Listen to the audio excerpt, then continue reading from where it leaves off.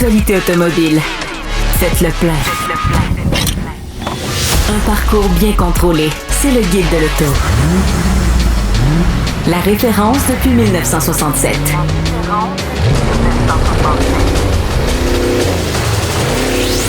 Le Guide de l'auto. Bonjour tout le monde, bienvenue au Guide de l'auto, en compagnie de mes collègues Gabriel Gélina et Hugues Gonneau. Bonjour. Je suis très heureux cette semaine de pouvoir affirmer être le plus jeune autour de cette table. Et, ça part fort. Ça part fort. Et on va tout de suite commencer avec une nouvelle d'importance pour le Honda CR-V qui va finalement être disponible en hybride rechargeable. Mais pas chez nous. Exact. Et pas avec un moteur à essence. Deux choses qui nous affectent particulièrement. En fait, on lance, Gabriel, un CR-V hybride rechargeable à hydrogène. Des choses dont on a vraiment besoin sur le marché. Quelle bonne idée. Mais écoute, on se demande vraiment pourquoi Honda décide d'y aller avec ce projet-là, point.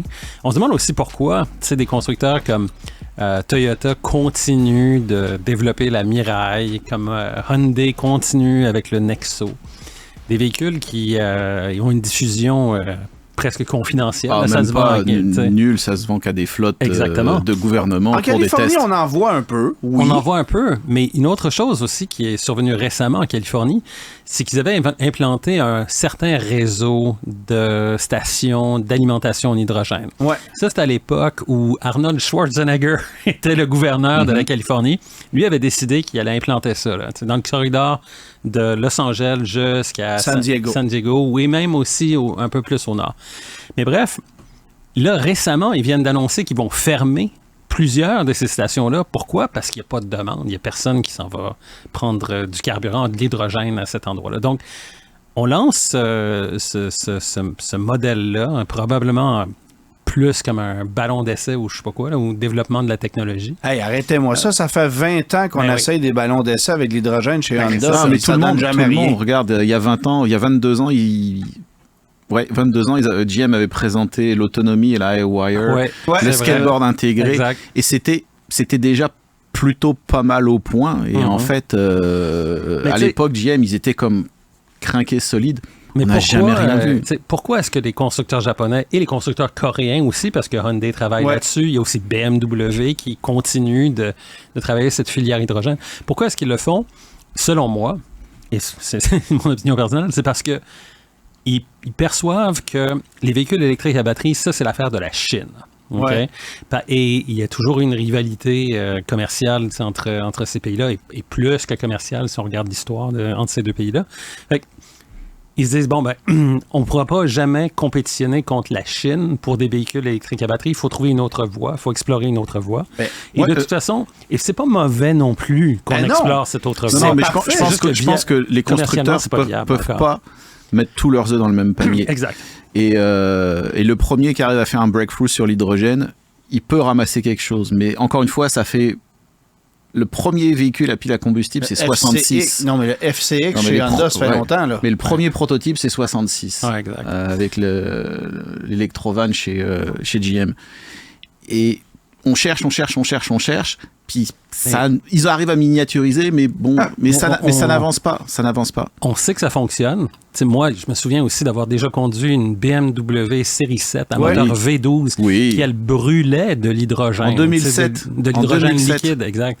De l'hydrogène liquide.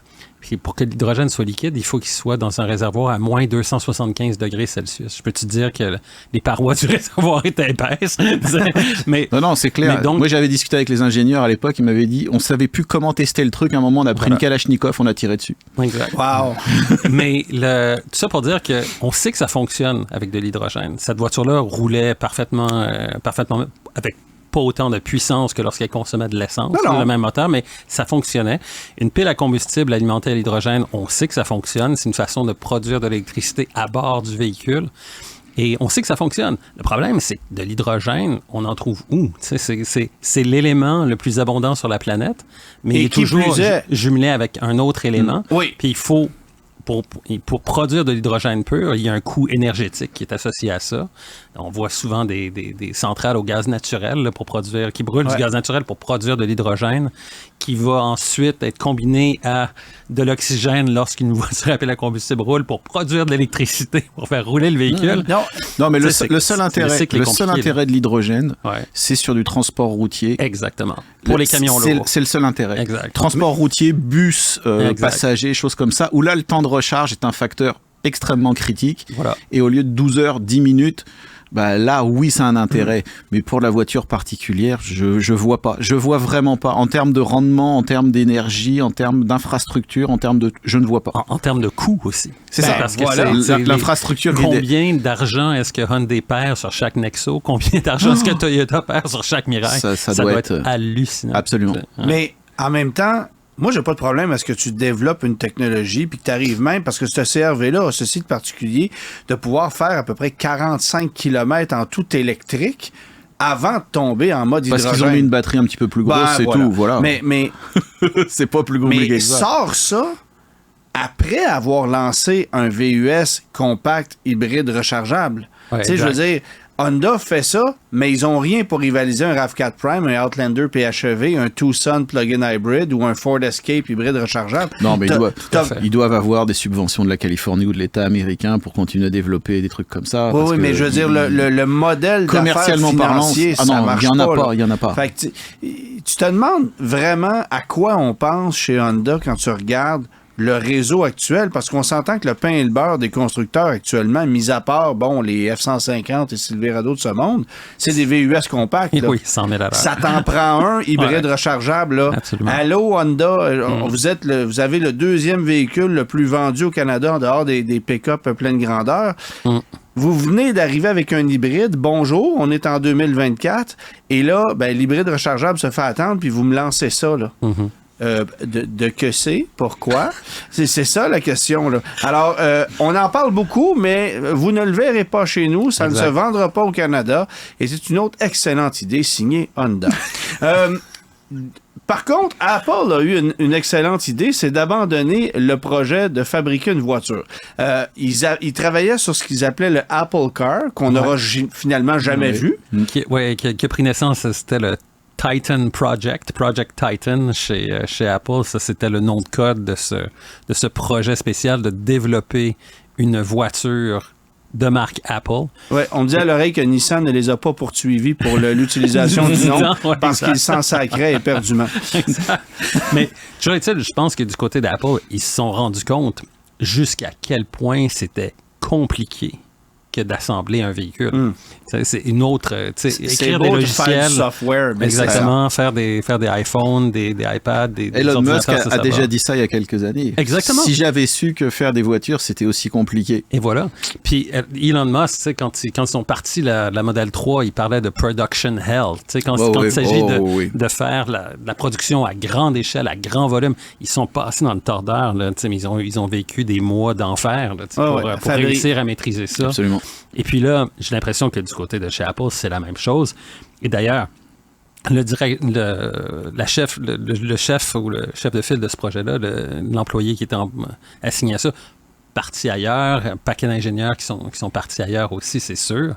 Mais en même temps, moi, je pense que tout ce qui a été fait sur ce projet-là n'est pas perdu. Parce que forcément que la technologie qu'ils ont développée, ils vont la vendre à d'autres constructeurs automobiles ou à d'autres compagnies de software qui vont finalement lancer quelque chose. C'est possible. Apple n'est pas fort sur le licensing. Hein. Non, ça c'est vrai. Non, c'est ça. Non, mais en même temps, je veux dire, ils sont pas mal plus forts à développer, clairement, de la technologie de ce genre-là que de fabriquer une voiture. On s'entend. C'est le cas de Tesla, d'ailleurs. Exact. Mais il y a un autre truc aussi, je pense qu'on l'a vu, toi et moi, cette voiture-là, la Sony Afeela. Okay? Donc, un autre projet, Sony qui construirait une voiture électrique aussi. Ouais. Un projet qui est quand même relativement avancé, mais qui est toujours au stade... un peu.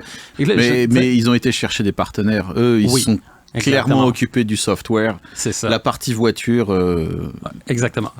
On sait pas faire. Il y a un partenariat avec des gens qui savent comment construire des voitures, et ça, c'est une grosse, grosse partie de l'équation. Et ça, c'est Honda qui fabrique des voitures à hydrogène. On n'a pas besoin. Bon, c'est bien ceux-là. Hein? Exact. Volkswagen, vers la fin de cette semaine, a dévoilé le ID4 2024. Et là, on s'attendait du moins à vraiment beaucoup de renouveau avec ce modèle-là. Pas nécessairement une refonte de carrosserie et tout ça, mais on s'attendait à une technologie beaucoup plus poussée. Et moi, ce qui me faisait dire ça aussi, c'est les rabais qu'on venait appliquer sur les 2023, qui sont toujours en cours d'ailleurs, avec des modèles qui collent dans les cours des concessionnaires. Et là, on a dévoilé les spécifications techniques. Alors, je les lis en rafale. La version à batterie de 62 kWh avait une autonomie de 336 km. Aujourd'hui, le 2024 a 332 km. Alors, on est à moins 4 km. Bonjour la révolution.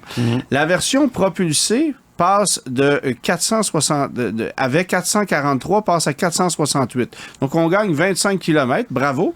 Et la version à 4 roues motrices, elle avait 410. Elle fait maintenant 423. C'est ça, la révolution Volkswagen? Oui, il y a un plus gros écran à l'intérieur. Semble-t-il que vous allez pouvoir voir votre application Apple CarPlay en 3D ou je sais pas quoi. Ça va être juste un peu plus cute. Mais ça y est, la marque est sauvée. Mis à part ça, il n'y a pas d'évolution.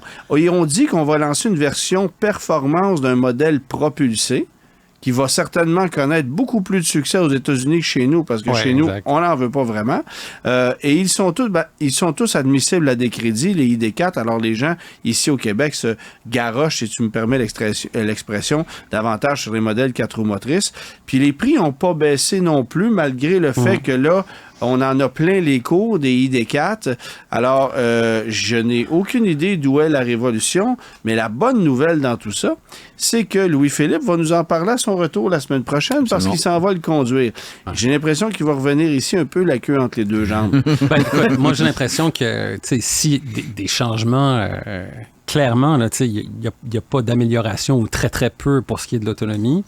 Peut-être que c'est des changements plus de logiciels ou de logiciels d'exploitation du système, ce genre de choses-là, où on essaye de maîtriser un peu mieux les flux d'énergie sur le véhicule, ce genre de choses. Mais à ce que l'on voit, c'est les mêmes batteries, c'est la même technologie de batterie. Il n'y a pas une nouvelle chimie de batterie, il n'y a rien de ça. Non, c'est ça. Puis en fait, c'est fascinant de constater comment l'industrie change rapidement. Parce que moi, je me souviens, il y a à peine 18 mois, je suis allé faire l'essai du ID4 fabriqué à Chattanooga, au Tennessee, parce que les premières unités venaient d'Europe. Alors là, on est allé essayer cette version fabriquée en Amérique du Nord pour le marché nord-américain. On avait redessiné un peu la console, changé quelques éléments à l'intérieur, modifié un peu les groupes d'options pour que ça réponde mieux aux besoins des Nord-Américains. Et tout de suite, on nous avait dit, écoute, on va en fabriquer 7000 par mois à l'usine de Chattanooga et on espère être capable d'avoir 6 ou 7% de cette production qui va venir au Canada. Au début, c'était même pas ça, parce que là, c'était la nouveauté, les Américains en voulaient. Bon. Et finalement, ce qui est arrivé, c'est point. À un moment donné, ils n'en voulaient plus. Et le Canada a finalement hérité d'un paquet de modèles qui arrivaient, qui débarquaient chez les concessionnaires dans un free-for-all épouvantable. Parce que là, tu avais une liste de commandes. Tu sais que Volkswagen, tu ne peux pas acheter directement ou tu ne peux pas commander un ID4 par ton concessionnaire ou avoir un traitement de faveur. Il y a une liste qui existe. Il faut que tu ailles le commander en ligne et même le vendeur va le faire pour toi. Mais tout le bordel a pris là-dedans, si bien que toi, tu avais commandé un 4 roues motrices bleu avec un ensemble statement. Il arrivait rouge avec des roues noires propulsées. C'était le bordel. Puis là, on te proposait quelque chose que tu n'avais pas commandé. Le veux-tu? Non. OK. Ça a été ça pendant des mois. Et là, ça colle dans les cours des concessionnaires depuis quelques mois. Dès 2023, on est à la première semaine de mars 2024. Et les taux sont à 2,9 et ça ne sort pas encore. Oui, c'est ça. Wow. Mais ce qui arrive aussi, c'est que je pense qu'ils anticipaient clairement, ils anticipaient une forte demande aux États-Unis qui n'est jamais venue. Parce que aux États-Unis, l'adoption des véhicules électriques, c'est un réel problème. Mis à part Tesla, mis à part des voitures haut de gamme comme les Taycan. Tesla, c'est un statement. C'est-à-dire que... Oui, mais justement, il faut aussi pas oublier que Volkswagen devait faire un statement avec ses véhicules électriques. C'est avec eux au départ que quand même tout a été chamboulé du jour au lendemain. En septembre 2015, tout allait bien et du jour au lendemain, la stratégie de tous les constructeurs à travers le monde a été chamboulée à cause du Dieselgate. Et eux, ils avaient vraiment besoin de faire un statement et de dire de toute façon, même si on perd des milliards, on va devoir débourser 30 milliards de dollars à cause du Dieselgate. On n'a pas le choix, on est obligé d'y aller. Alors, on va fabriquer des véhicules beaucoup moins polluants. On va faire des Atlas avec des moteurs V6 qui datent de l'âge de pierre. Ça, c'est une réussite. On est dur. Ben, on est dur. C'est ça qu'on a fait quand même. Et c'est ça le grand succès de Volkswagen aux États-Unis depuis 5-6 ans quand même. Là. Et on va faire un modèle Cross Sport qui est encore plus sportif. Tout à fait. Exact. Tout à fait. Puis on va le vendre plus cher. Hein? On va le vendre plus cher. Exact. Remarque Mazda. Comme toutes les marques allemandes. Remarque Mazda a joué d'audace récemment en vendant un CX-70 moins pertinent, plus cher qu'un CX-90. Mais ça, écoute, il y a juste les fous qui ne changent pas d'idée. Voilà. On va voir si le CX-70 va connaître le succès qu'il mérite, c'est-à-dire pas grand-chose. Mais on verra pour la suite. Alors, Volkswagen, on a dévoilé ça, mais on souligne aussi que peu de temps après l'arrivée du ID4 2024 qui va se faire d'ici quelques semaines chez les concessionnaires, en cours d'année, on va avoir la ID7 et on va avoir le ID Buzz. Et là, on va peut-être débuzzer. Oui, il y a de fortes chances. Y a-t-il un nom de véhicule qui se prononce plus mal que ça au Québec? C'est pas vrai. Non, mais... OK, d'accord, mais tu sais, il y a plein de noms, on pourrait en sortir longtemps, des noms de véhicules qui font... Le gars qui achète 2 véhicules électriques au Québec puis qui a un Aria puis un ID Buzz, ça va vraiment bien. C'est comme le type qui avait une Buick Lacrosse et une Toyota Avalon dans sa cour. Il est en business. Bon, on passe à un autre appel. On parlera pas de Walmart, mais on va quand même parler de chute de prix parce que en ce moment, c'est ce qu'on constate chez beaucoup de constructeurs automobiles, des baisses de prix significatives. Et là, ça fait le tour des médias depuis quelques jours. Comment ça se fait qu'on voit les prix des véhicules baisser drastiquement? La réponse est tellement simple. C'est la loi élémentaire de l'économie, la loi de l'offre et de la demande. Et voilà! Et que tout marché est cyclique. Et voilà, exactement. C'est pas plus compliqué que ça. Mais ce qui est vraiment dommage, en tout cas pour moi, c'est que si tu as acheté, par exemple, un véhicule au plus fort, tu sais, quand les prix étaient les plus élevés, puis là, tu te retrouves, tu vois, c'est un peu comme Tesla, tu sais, des gens qui ont acheté des Tesla Model 3, puis là, du jour au lendemain, elle coûte 10 000 de moins. Puis c'est la même chose maintenant, mais c'est la même chose across the board, là, chez tous les constructeurs ou à peu près. On parlait la semaine dernière du Ford Mustang Mach-E, ça c'est un exemple parfait. C'est ça, exact. Mais en ce moment, faut aussi constater ceci, c'est qu'il y a beaucoup de grosses aubaines qu'on constate. Là, tu regardes les publicités qu'on te lance sur les réseaux sociaux, en ligne, quand tu lis les nouvelles, tout ça, tu vois passer un paquet de pubs. La plupart concernent des modèles 2023. Ouais.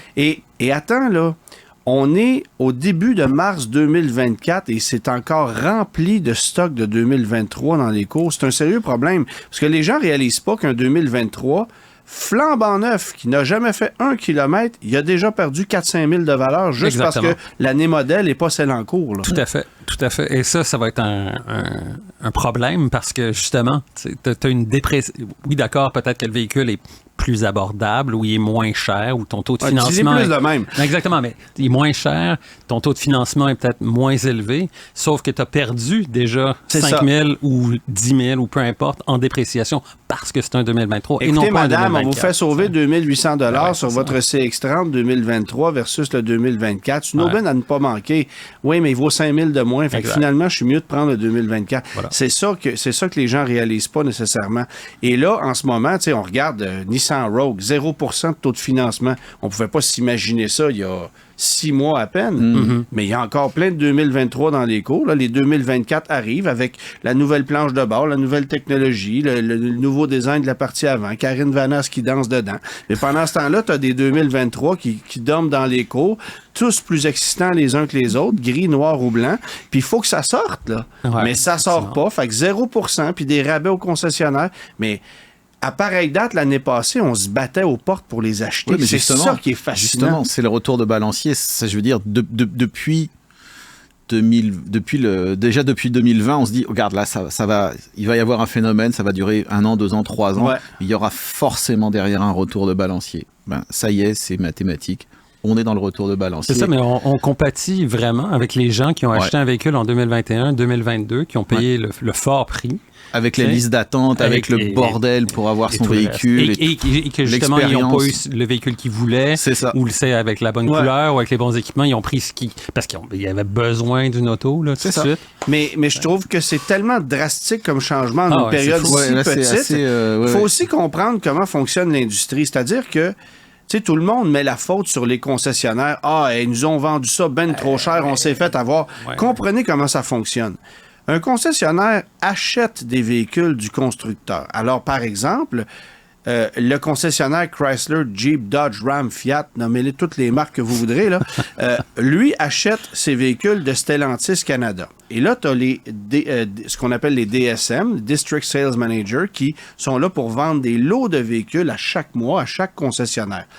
Et on s'est fait dire, chez les concessionnaires Chrysler, « Hey, le Ram classique, c'est terminé. » Et comme c'est 40% de tes ventes, ben remplis tes cours, vas-y, parce que tu n'en auras pas l'année prochaine, puis tu veux faire un maximum de volume avec ces véhicules-là, puis on va mettre des promotions dessus, fait que tu vas pouvoir faire des sous, tu vas avoir des ristournes, vas-y on va faire du volume. Vas-y à fond, mon Léon. Alors, les concessionnaires, ils se sont garrochés là-dessus, ils en ont acheté des lots épouvantables, et là, surprise, finalement, on a changé d'idée, il va y en avoir des 2024. Exact. Mais liquide donc tes 2023, t'en as 230 dans le cours. Ça devrait pas être trop compliqué, mais ça serait le fun que t'en prennes des 2024. Là, on va te les rentrer dans la gorge. Tu sais, c'est comme ça que ça se passe. Fait que c'est pas juste le consommateur qui se retrouve dans une situation délicate, parce que le consommateur, il en a acheté un, puis il a peut-être mangé 6, 7, 8 000 $ en dépréciation sur un véhicule parce qu'il ne l'a pas acheté au bon mois.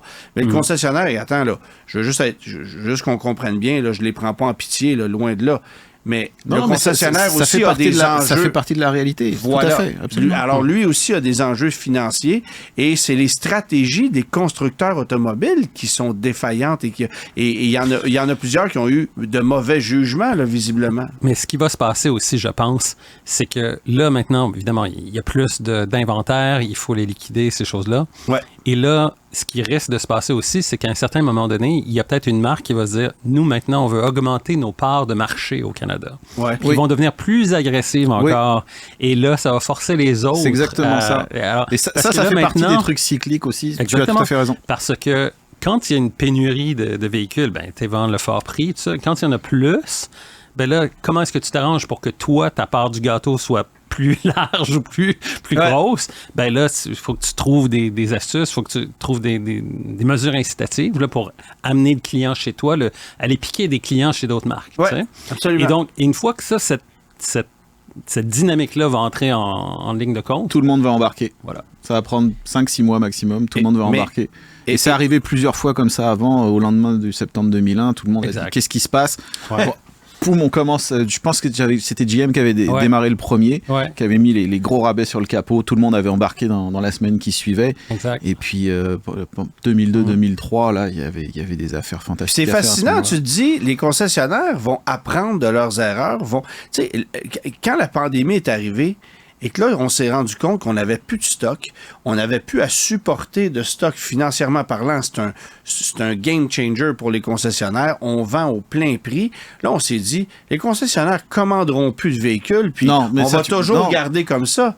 Mais tu vois, non, c'est revenu comme c'était avant la pandémie. Parce que justement, les constructeurs poussent aussi derrière. Il faut qu'ils fassent rouler les usines.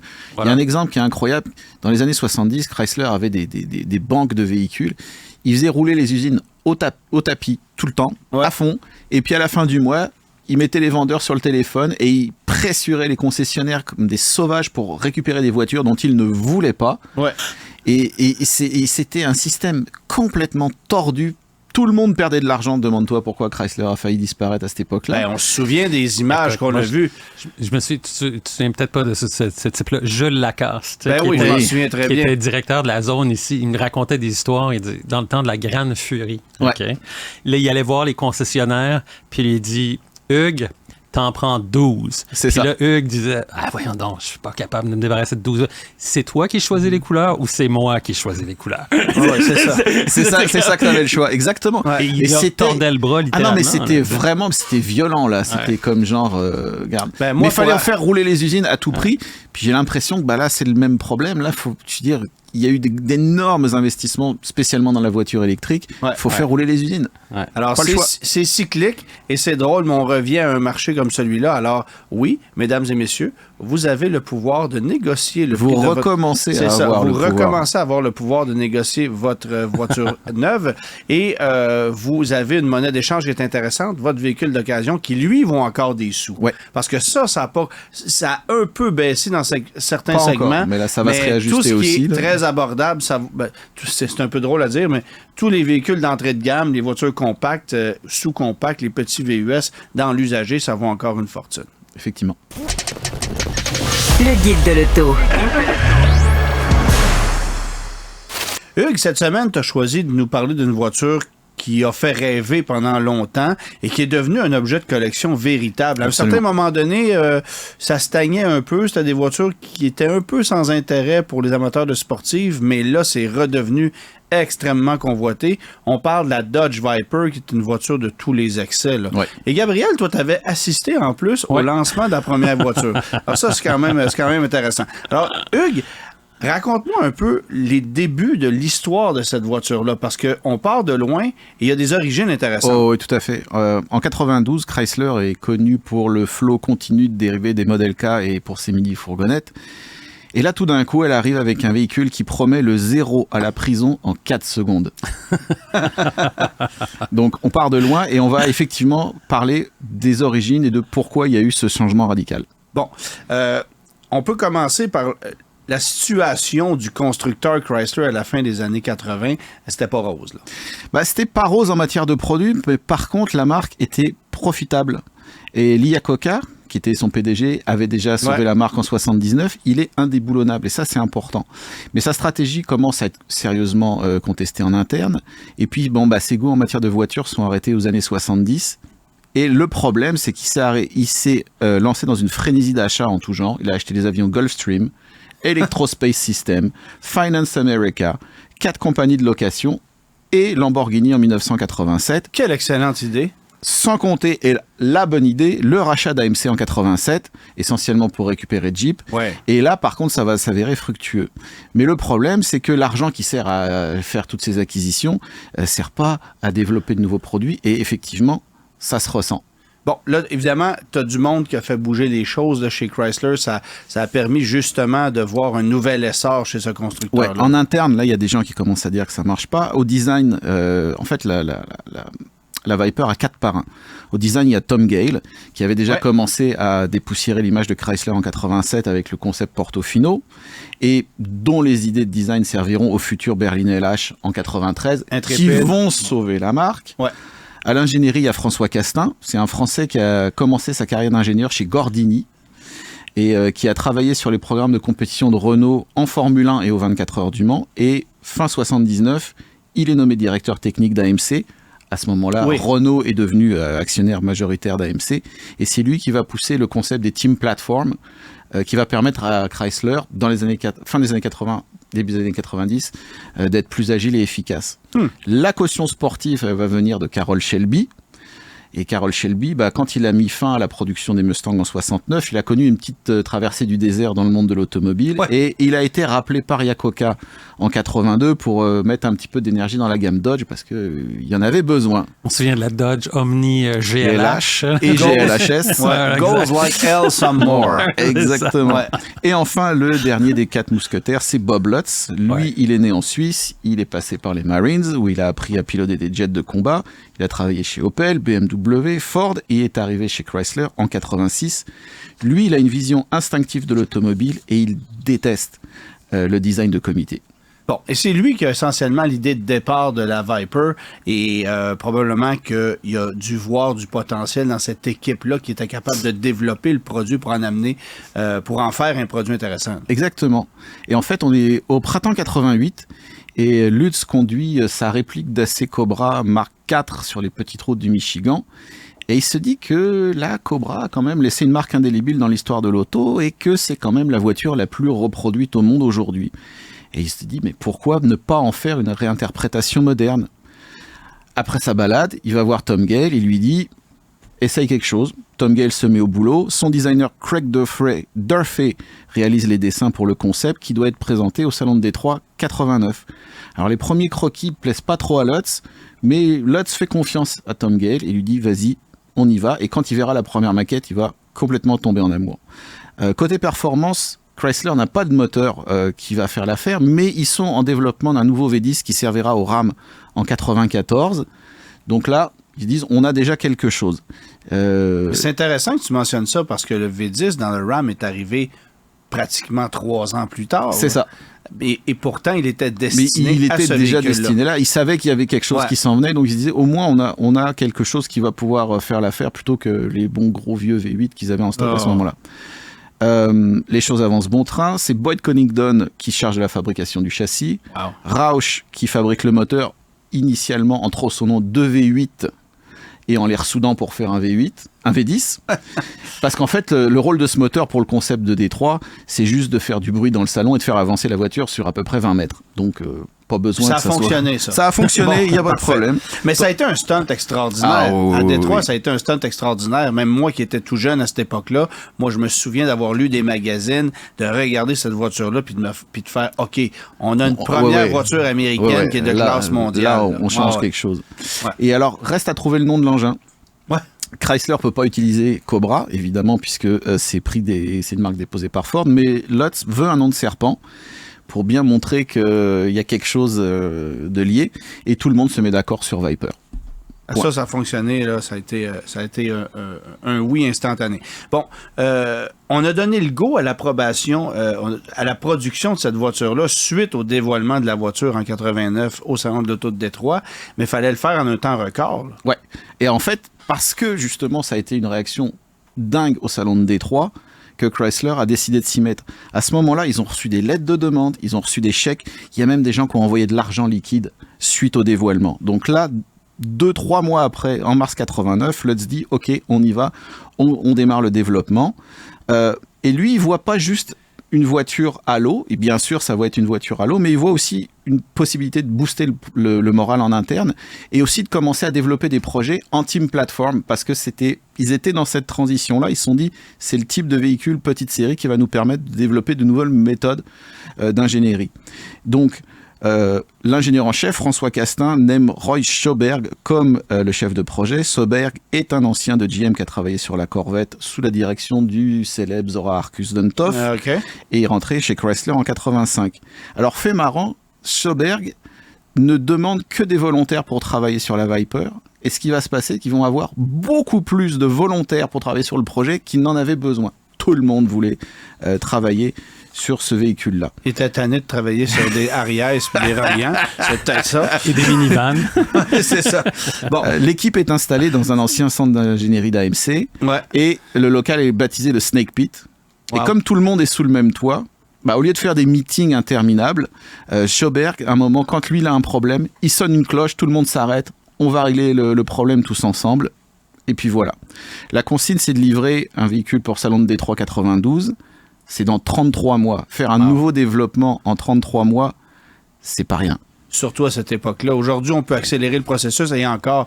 Mais à cette époque-là. Mais Chrysler a été bon là-dedans. Je me souviens, le développement de la Néon s'était fait très vite. Team Platform. Un peu trop d'ailleurs. Team Platform, justement. C'était ça. C'est exactement ça. Bon, évidemment, c'est Carroll Shelby qui est rentré en ligne de compte là-dedans puis qui a fait en sorte que ça se puisse aussi. Voilà. Carroll Shelby. Son rôle, c'est de charmer l'Iacocca, qui est le PDG de Chrysler, parce que Iacocca n'est pas chaud pour acheter. Lui, pour acheter des compagnies d'avions, il n'y a pas de problème. Développer la Viper, c'est pas son truc, parce que c'est pas lui qui a eu l'idée. Et ça. Oui, parce que dans les constructeurs automobiles américains, il faut savoir qu'il n'y a aucun négo de chez personne. Non. Ça existe absolument pas. On pourrait faire une émission juste là-dessus. Oui, exactement. Plusieurs émissions. C'est ça. Et donc, il faut attendre mai 90 pour que Yakoka finalement approuve le projet grâce à Shelby qui lui dit il faut y aller. Et en fait, petite anecdote, Shelby lui voulait un véhicule un peu plus petit avec un moteur V8. Et Tom Gale, pour disons le satisfaire, réalisera un concept à échelle réduite, 9/10, avec un V8, des lignes un petit peu simplifiées qui s'appellera Pacifica, mais effectivement, à la fin, la Pacifica disparaîtra et c'est Lotz qui aura le dernier mot. On a quand même gardé le nom dans le catalogue, mais ça n'a pas servi à ça. Bon, évidemment, pour que la Viper soit une voiture performante, ça prenait des éléments intéressants. Et on est allé faire affaire avec des entreprises externes pour pouvoir faire en sorte que ça puisse se faire. Là. Et que ça puisse se faire vite, parce que justement, on le rappelle, ils n'ont que 33 mois.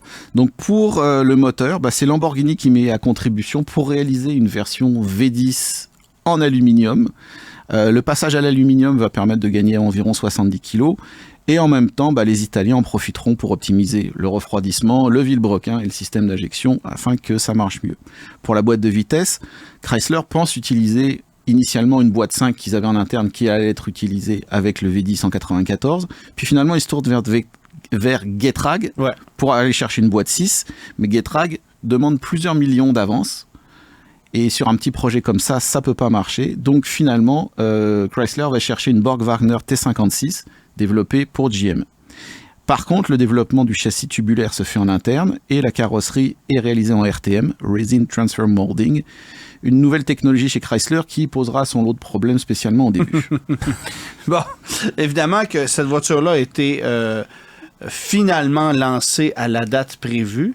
Et là, ça a été vraiment un essor extraordinaire. Gabriel, je suis curieux de t'entendre d'ailleurs sur le lancement de cette voiture-là. Tu as participé à ça. C'était assez surréaliste parce que tu te promenais en Californie avec cette auto-là et partout où tu allais, là, mais vraiment partout, les regards, là, tout le monde regardait cette voiture, les gens arrêtaient de poser des questions. Ils savaient c'était quoi, là, mais ils voulaient savoir, ils voulaient regarder à l'intérieur. Tout, c'était hallucinant.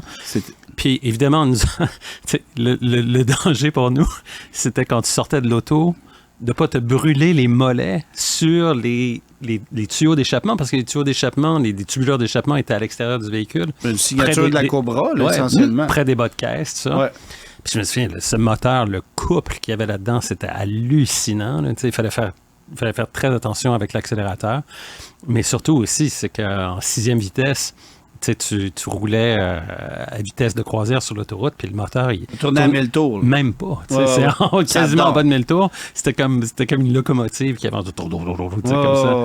Mais c'était vraiment tout un filet. Puis comment on s'en est pris, Hugues, pour la commercialisation de cette voiture-là? Parce que là, évidemment, les gens devaient tirer la couverte chacun de leur côté pour avoir des unités. Là, ça n'a pas été fabriqué en super grande série. Là. Au début, la production, elle tourne à 3 autos par jour. C'est rien. C'est pas beaucoup. La voiture est vendue 50 000 US, ce qui est pas si cher. C'est pas très cher. Mais bon, il faut dire que pour ce prix-là, il n'y a pas d'ABS, il n'y a pas de coussin gonflable, il n'y a pas de clim, il n'y a pas de boîte d'automatique, il n'y a même pas de poignée de porte, et il n'y a même pas de vitre. Non. Les voitures sont vendues 50 000, mais la demande, comme tu le disais, est tellement forte qu'il y a certains concessionnaires qui vont les vendre jusqu'à 200 000 $. Exact. À l'époque. À l'époque. Et ce qui est très marrant, c'est que c'est souvent les mêmes concessionnaires qui avaient dit à Yakoka, faut arrêter ce projet-là, faut mettre votre argent sur le RAM, nous on n'en veut pas de ces Vipers-là, ça marchera pas.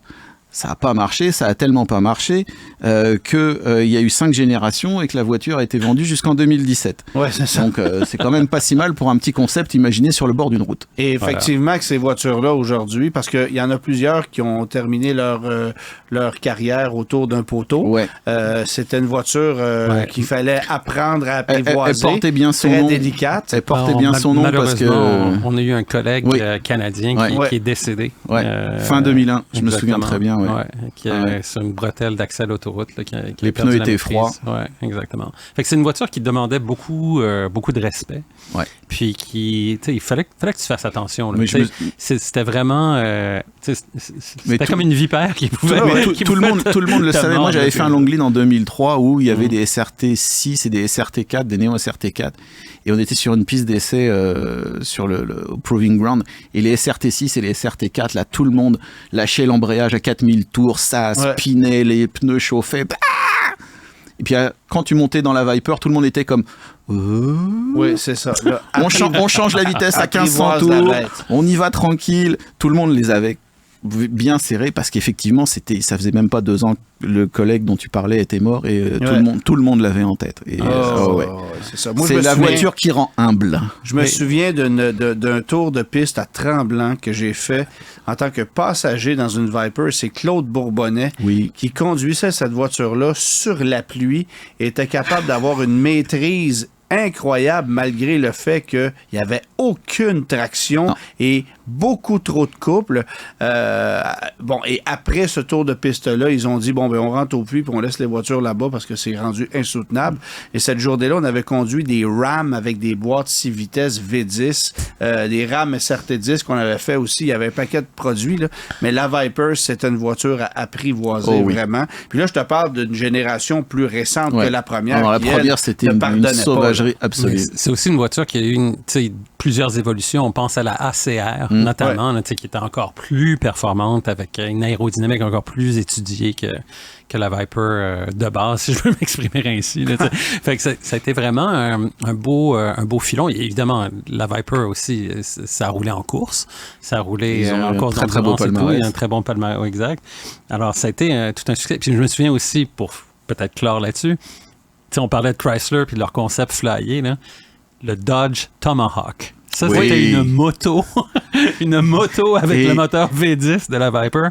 Évidemment, ça n'a jamais vu le jour. C'était juste un stunt pour le salon de l'auto. En fait, tout le monde se souvient de ça. Cette moto-là, le châssis, c'était le moteur. Exact. Les roues étaient posées et moi, j'ai eu la chance de poser mes fesses dessus. C'est très, très, très... Même à l'arrêt, c'est très intimidant. Depuis ce temps-là que tu as une hernie, hein? Exactement. Merci, Hugues. Le guide de l'auto. Parcours l'actualité automobile sans dérapage ni accrochage. Les gars, bilan des constructeurs aujourd'hui, on va parler de Polestar, qui est une marque qui est débarquée sur le marché un peu curieusement. On avait l'impression que c'était un pendant direct de Volvo, mais on a tout fait pour nous faire croire que ça n'en était pas une, alors que c'était littéralement ça. Et là, 2 ans et demi, 3 ans plus tard, la situation nous semble un peu précaire. Qu'est-ce qui explique ça? Écoute, moi, je pense que du côté de Polestar, il faut se souvenir qu'au départ, la première voiture qu'ils ont commercialisée, c'était la Polestar 1, qui n'était pas une voiture électrique, qui était une voiture hybride. Ouais. Et ensuite, ils sont arrivés avec la Polestar 2, et ça, c'était la voiture qui allait les mettre sur la carte, comme on dit. Production chinoise, quand même, la technologie de Volvo sont allés servir là, chez Volvo pour la plateforme. Il faut se souvenir qu'initialement, Polestar, c'était le tuner de Volvo. C'était le AMG de Volvo. Quand on dit qu'il n'y a pas de lien avec Volvo, excusez. Non, mais c'est ça. Tu regardes à l'heure actuelle, la Polestar 2 puis le Volvo XC40, c'est la même chose. Le XC40 électrique, c'est la même chose. Le volant, c'est un volant Volvo. Il y a juste le SIG qui change. C'est une Volvo. C'est une Volvo à part entière. Donc, mais établir une... Volvo, tout le monde sait c'est quoi. Polestar, là, c'est comme... faut que tu commences à expliquer c'est quoi aux gens. Puis je me souviens d'une fois, j'en avais une à l'essai, puis mon voisin me dit, c'est quoi ça, Polestar? J'explique, Volvo, ça. Ouais. Mais tu sais, déjà, là, pour le commun des mortels, c'est comme, ça sort de où, c'est quoi? Mais pourquoi ils n'appellent pas ça une Volvo? Exactement. C'est ça. Fait qu'il y a ça. Et puis, écoute, c'est pas une mauvaise voiture. Elle a gagné des prix et tout. Et c'est une belle exécution du produit. Le problème, c'est que justement, c'est de convaincre un client qui connaît pas ça, qui sait pas c'est quoi, d'embarquer là-dedans littéralement. Puis on aurait juste plus de succès si on avait appelé ça Volvo. Oui, selon moi, oui, mais ça, c'est un débat pour un autre jour. Ouais. C'est très chinois de créer des marques, des sous-marques, des surmarques, des machins. Parce qu'en Chine, ça marche, il n'y a pas de problème. En Chine, il y a genre 200 marques de voitures chinoises. Il en sort pratiquement une tous les jours en ce moment. J'exagère un petit peu, mais... Mais je pense que c'est pas la même mentalité et qu'effectivement ils se sont dit on va faire la même chose, ça marche chez nous, il n'y a pas de problème. Mais en fait, j'ai aussi trouvé que c'était tiré dans le pied parce que tu lances une voiture qui s'appelle une Polestar 2 qui est une voiture alors qu'on sait qu'actuellement les voitures sont en déclin et l'année d'après tu débarques avec un XC40 Volvo qui lui est un VUS et qui vient carrément damer le pion à la Polestar 2 que tu as besoin de faire connaître, alors que le XC40 est déjà établi. Ouais. C'est un peu curieux. Là. Puis, et quand on regarde du côté des ventes, là, je pense que tu as sorti des chiffres de ventes aux États-Unis parce qu'au Canada, ils ne communiquent pas. Ils ne communiquent jamais les chiffres de vente au Canada. Et évidemment, on a su que Polestar avait vendu 60 000 voitures à Hertz aux États-Unis, mais il y a seulement 10 350 voitures qui ont été livrées à des clients, donc à des particuliers. Voilà, alors, c'est quoi la proportion de ventes que tu fais aux États-Unis? Et là, on le sait, ce qui est arrivé tout récemment, c'est qu'il y a un paquet de ces voitures Hertz-là qui se sont retrouvées dans des encans, qui n'ont pas trouvé preneur avec des mises maximisées à 30, 31, 32 000, alors que la voiture se vend 70. Ouch! Oui, mais c'est parce qu'aux États-Unis, en dehors de Tesla pour la voiture électrique, point de salut. Là, le réseau de recharge n'est pas assez développé. Puis si toi, tu t'en vas en vacances avec ta famille, est-ce que tu veux louer une voiture électrique à Denver pour aller rouler dans les Rocheuses quand tu sais pas où est-ce que tu vas la recharger? C'est clair que tu veux pas louer ça. Tu veux louer autre chose. Tu veux louer un VUS à essence, whatever. Tu veux faire la Californie, c'est la même chose. Tu veux pas te soucier de comment est-ce que je vais faire pour recharger cette voiture. Non, dans la catégorie des mauvaises idées, ça, c'en était une pas pire. Et donc, mais ça vient plomber le marché, ça vient plomber la valeur de revente de tous les véhicules, la valeur résiduelle aussi tous ces véhicules-là. Et c'est là que ça pose problème. Et je dirais même que, bon, Polestar est arrivé avec la Polestar 2 en 2021, ça fait maintenant plus de 3 ans. Puis quand tu regardes, par exemple, une marque comme Genesis, on est d'abord arrivé avec des voitures, puis on s'interrogeait sur la raison du pourquoi on est arrivé avec des berlines plutôt que des VUS connaissant le marché actuel. Quand tu connais le marché coréen, tu comprends pourquoi. Mais rapidement, on est revenu à la charge avec des VUS. Ouais. Sauf que là, tu regardes ta montre, ça fait 3 ans passés qu'on vend un modèle, la Polestar 2, et le Polestar 3, le Polestar 4, ça se fait toujours attendre.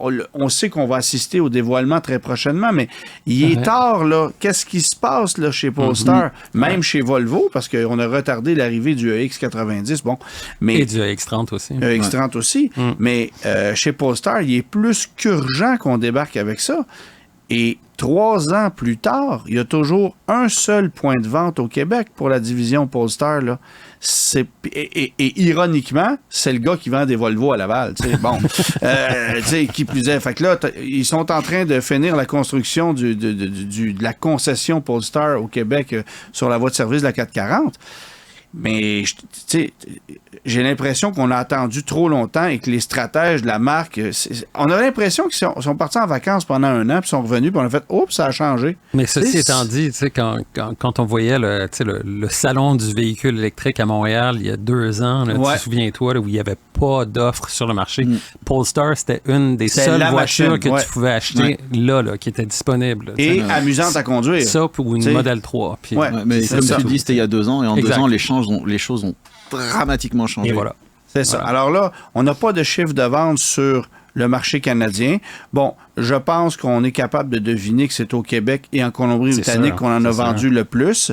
Mais il y a actuellement beaucoup de propriétaires de Polestar 2 qui sont pas très heureux de constater la très forte dépréciation de ces voitures-là, causée justement par cette mauvaise décision d'avoir garoché des dizaines de milliers d'unités dans des parcs de location. Juste pour faire du volume. Juste pour faire du volume. Puis ici au Québec, tu as des entreprises comme Louelec et comme Hertz qui ont loué des voitures à des gens qui vont faire, par exemple, du Uber, des trucs comme ça, pour passer de ces voitures-là. Il y en a trop sur le marché. Vous en voulez une demain matin, vous l'avez, là.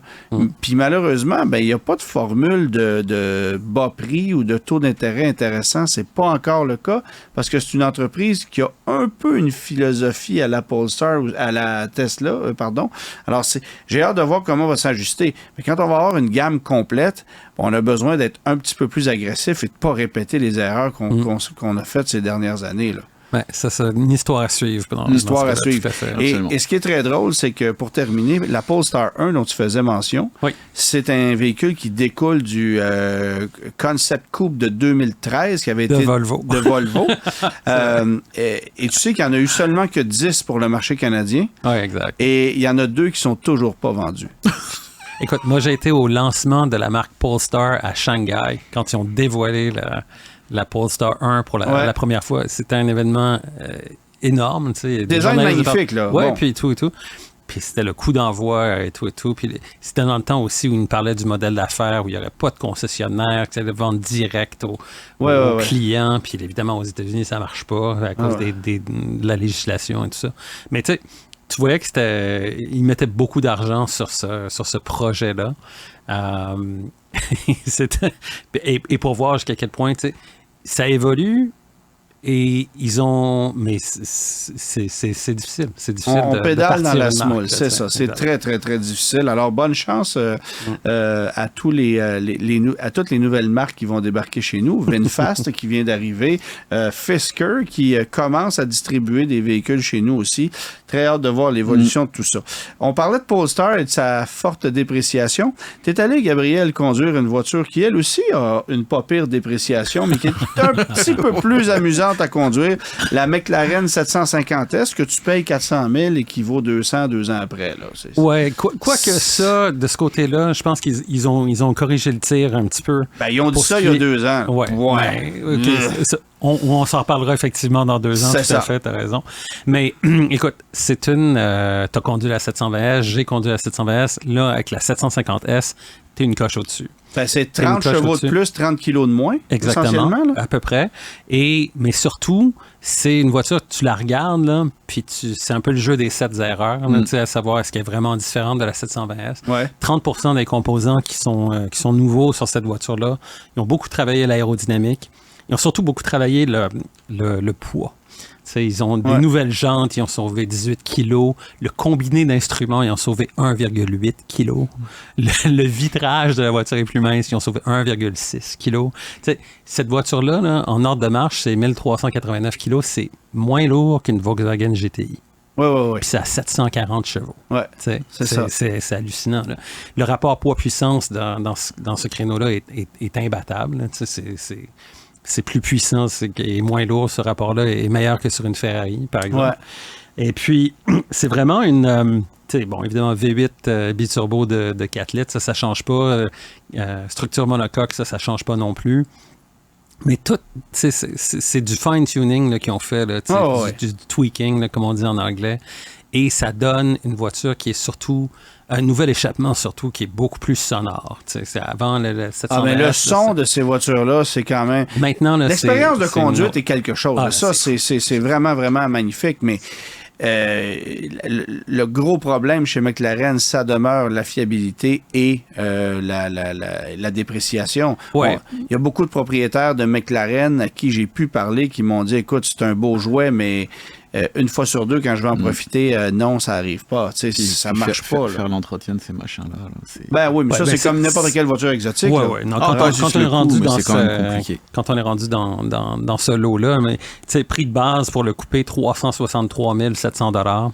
Le cabriolet, parce qu'il y a une version cabriolet, évidemment, c'est 392 700 $. Là-dessus, il y a aussi une liste d'options longues comme le bras, des sièges en carbone, des freins en carbone, des pneus Trofeo Air qui sont presque des slicks. Alors, juste pour vous donner une idée, la taxe de luxe représente une Outback loadée au bouchon. C'est à peu près ça. Là.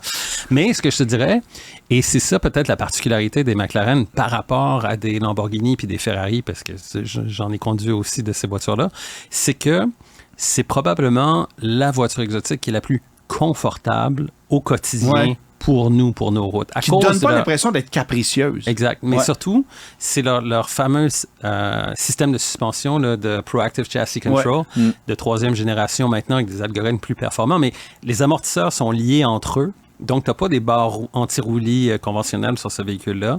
Ça te permet un meilleur débattement de suspension. Puis en mode confort, là, c'est surprenant. Ouais. Okay, évidemment, c'est pas une Rolls-Royce, c'est pas...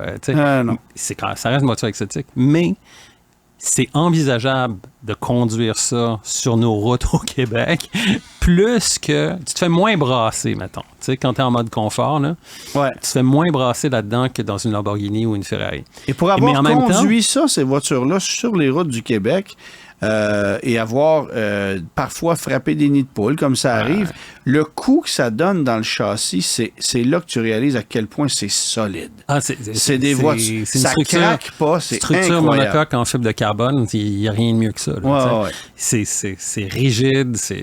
Oui, puis c'est pas toi qui manges le coup. C'est qu'on a réussi à développer une structure qui donne l'impression d'amortir le choc à ta place, mais en étant d'une étanchéité, d'une solidité incroyable. Ça, c'est génial. Il y a d'autres éléments aussi. La visibilité sur ces voitures-là, vers l'avant ou sur les côtés, c'est génial. C'est vraiment bien fait. Mais c'est surtout ça. C'est la dualité de la voiture. Tu peux conduire ça. C'est une sportive de performance qui peut être vraiment furieuse sur la piste, mais en même temps qui se conduit comme une Honda Civic dans la circulation. C'est aussi simple que ça. C'est pas quelque chose de compliqué. Tu mets ça en mode automatique et tout. Mais c'est suspension en mode confort, motorisation en mode confort, puis tu t'en vas là comme ça. Là, puis c'est juste que pour l'entretien des freins, j'irais pas chez Honda. Perso, là, je te dis ça comme ça, là, mais sinon...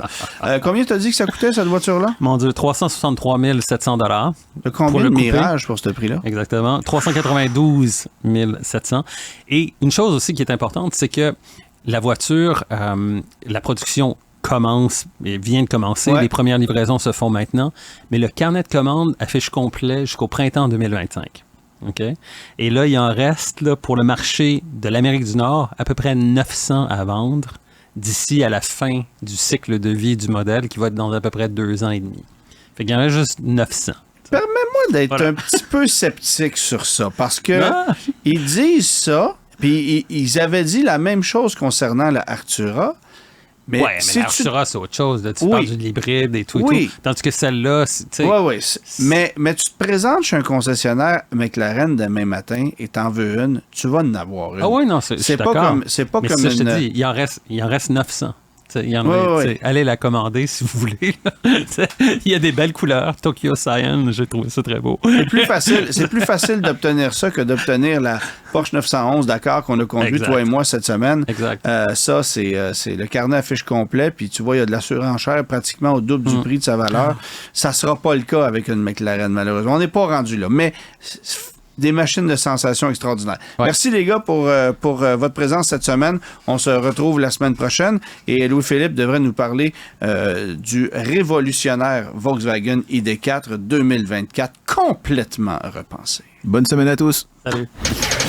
Tous les épisodes du Guide de l'auto sont disponibles en podcast sur l'application et le site cube.ca.